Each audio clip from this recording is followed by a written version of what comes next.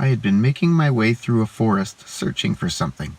The forest was large and exceptionally beautiful.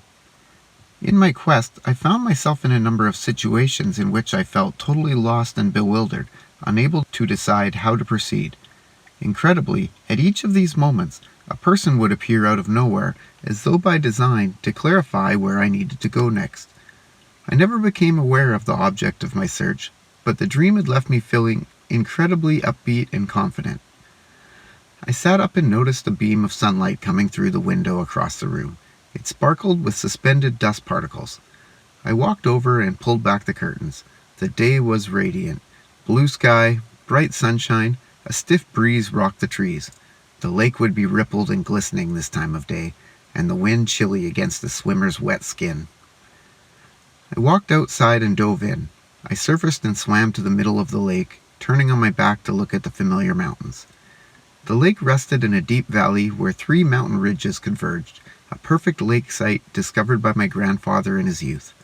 It had now been 100 years since he had first walked these ridges, a child explorer, a prodigy growing up in a world that was still wild with cougar and boar and Creek Indians that lived in primitive cabins up in the North Ridge. He had sworn at the time that one day he would live in this perfect valley with its massive old trees and 7 springs, and finally he had. Later, to build a cabin on the lake and to take countless walks with the young grandson. I never quite understood my grandfather's fascination with the valley, but I always tried to preserve the land, even when civilization encroached, then surrounded. From the middle of the lake, I could see a particular rock outcropping near the crest of the North Ridge. The day before, in the tradition of my grandfather, I had climbed to that overhang, trying to find some peace in the view and in the smells and in the way the world wind on the treetops. As I sat up there, surveying the land and the dense foliage in the valley below, I had slowly felt better, as if the energy and the perspective were dissolving some block in my mind. A few hours later, I had been talking with Charlene and hearing about the manuscript.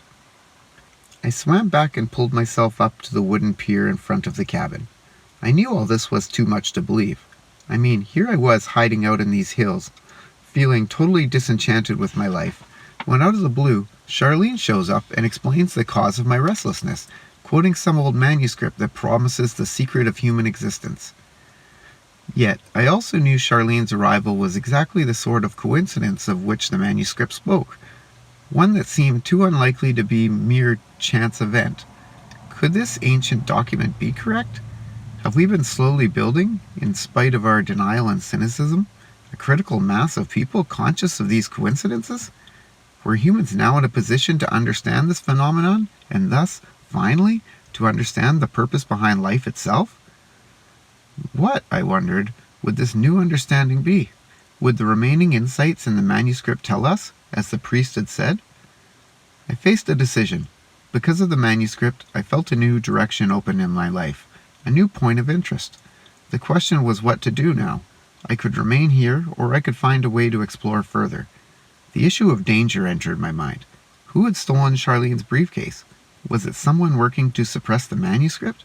How could I know? I thought about the possible risk for a long time, but finally my mood of optimism prevailed. I decided not to worry. I would be careful and go slowly. I walked inside and called the travel agency with the largest ad in the Yellow Pages. The agent with whom I spoke said he could indeed arrange a trip to Peru. In fact, by chance, there was a cancellation I could fill, a flight with reservations already confirmed at a hotel in Lima. I could have the whole package at a discount, he said, if I could leave in 3 hours. 3 hours?